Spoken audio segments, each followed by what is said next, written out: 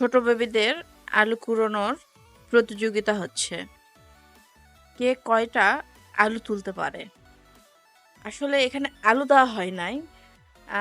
আলুর বিকল্পে আ কিছু পাথর দেওয়া হয়েছে। তো দেখতে পাচ্ছেন বাচ্চারা তুলছে। আ নিয়ম একটা করে। একটা করে তুলবে, একটা ব্যাগে রাখবে। কিন্তু বাচ্চারা আ কেউ ২ টা ৩ টা যা পাচ্ছে তুলে নিচ্ছে।